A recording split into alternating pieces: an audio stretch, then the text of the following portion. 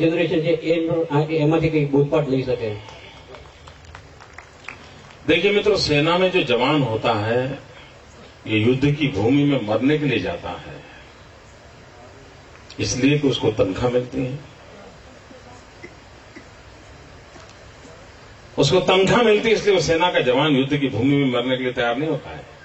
वो मरने के लिए इसलिए तैयार होता है, इस मिट्टी को प्यार करता है। अगर आप अपने जीवन में किसी चीज को प्यार करो, मैं आपको एक उदाहरण देना चाहता हूं तो आमतौर पर महिलाओं का स्वभाव कैसा होता है, मैं गलती करूं तो सब माताएं मुझे क्षमा करें क्योंकि मेरा नाता थोड़ा कम है, लेकिन असेसमेंट मेरा गलत हो जाए तो मुझे क्षमा करें। लेकिन आमतौर पर महिलाएं क्या करती हैं, घर में अगर वो खाना पका रही हैं, अपनी चपाती बना रही हैं और चाहती हैं कि अपने पति देव को गोल मोल बराबर फूली हुई अच्छी चपाती दे। अब वो खाना पकाते रही हैं और तैयारी कर रही हैं, इतने में कहीं एक आध चपाती में से भाप निकल आती है, स्टीम निकल आती है और उसकी उंगली पे थोड़ी जल जाती है। तो वो कुछ दवाई वगैरह लगाती है, लेकिन हर पल देखती है घंटी कब बजेगी। वो इंतजार करती हैं कि पतिदेव आए और ये चाहती हैं कि पतिदेव मेरी उंगली में जो जो जलन हो रही है इसको वो फील करें, और वो भी चाहती हैं कि बच्चे देखते ना हो तो उस पर फूंक भी लगा दें। चाहती है ना? मैं गलत हूं तो मुझे क्षमा करना, लेकिन उसका मन करता है कि इस चपाती को बनाते बनाते अगर वो जली है तो उस जलन को नोटिस किया जाए, और वो भी सुप्रीम के माध्यम से नोटिस किया जाए।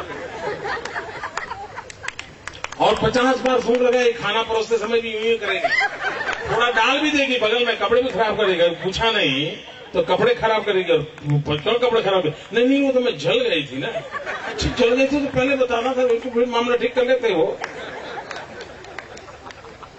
लेकिन वही मां, वही महिला बाजार में सब्जी लेने गई, साड़ी का स्टॉल लगा है, डिस्काउंट 20% है। क्या होगा?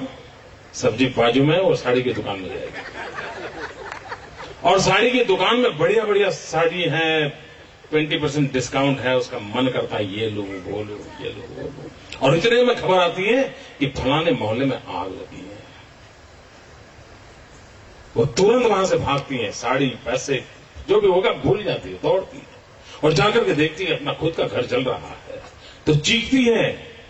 बड़े बड़े तंदुरुस्त लोग, बड़े बहादुर लोग मकान को आग बुझाने के लिए कोई पानी डाल रहा है, कोई ये डाल रहा है, तो ये जाकर के चीखती है, अरे मेरा बेटा अंदर रह गया है, मेरा बेटा अंदर है। सारे मर्द लोग एक दूसरे का मुंह देखते हैं, इंतजार करते हैं क्या हुआ होगा, और तब वो मां उस जलते हुए मकान में कूद पड़ती है और बच्चों को लेकर के आती है।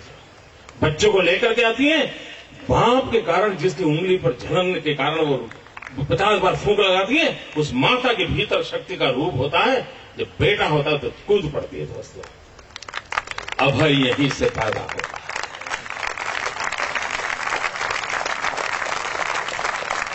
निर्भय यहीं से पैदा होता है। मुझे स्मरण है, मैं 1992 में श्रीनगर गया था, लाल चौक में तिरंगा झंडा फहराने के लिए, और आतंकवाद बड़े पुरजोर में था, और आतंकवादी हिंदुस्तान के तिरंगे झंडे को जमीन पर रौंदते थे, उसको जलाते थे, उसको अपमानित करते थे। तिरंगे झंडे से अपनी कार साफ कर रहे हैं, जूते साफ कर रहे हैं, और कैमरा के सामने सब करते थे। ये दृश्य मेरे दिल में आग पैदा करता था। तो हमने एक यात्रा निकाली थी कन्याकुमारी से, तिरंगा झंडा लेकर के चल पड़े थे, और तय किया था कि हम श्रीनगर के लाल चौक में जाकर के तिरंगे का झंडा फहराएंगे। तो आतंकवादियों की इस जगह पे जाके तिरंगा झंडा फहराने का सोचना, क्या लगता है? मित्रों, हम निकले तो श्रीनगर के अंदर आतंकवादियों ने पोस्टर्स लगाए थे, दीवारों पर लिखा था कि हम देखते हैं कि किसने अपनी मां का दूध पिया है, कि जो श्रीनगर के लाल चौक में झंडा फहरा करके वापस जाए। जब मैं अपनी यात्रा कन्याकुमारी से लेकर के चलते चलते हैदराबाद पहुंचा तो मुझे वहां से वो पोस्टर वगैरह के फोटो ये सब मेरे पास आया, और मैंने हैदराबाद से अपनी स्पीच बदल दी। मैंने अपने भाषण का रंग रूप बदल गया, मेरा भीतर से आवाज उठने लगी। और मैंने हैदराबाद की सभा में ललकार किया था। उसके बाद में 1 महीने के बाद 26 जनवरी को श्रीनगर के लाल चौक में पहुंचना था। और तब मैंने कहा था मित्रों, उस समय की अगर वीडियो क्लिपिंग होगा तो आप देख सकते हैं।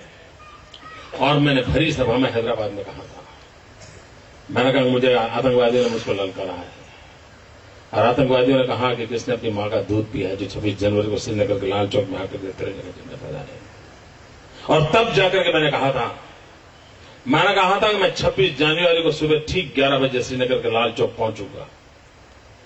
मैं बुलेट प्रूफ जैकेट पहन करके नहीं आऊंगा, मैं बुलेट प्रूफ गाड़ी में नहीं आऊंगा, हाथ में सिर्फ तिरंगा झंडा लेकर के आऊंगा। और फैसला 26 जनवरी को श्रीनगर के लाल चौक में होगा, किसने अपनी मां का दूध पिया।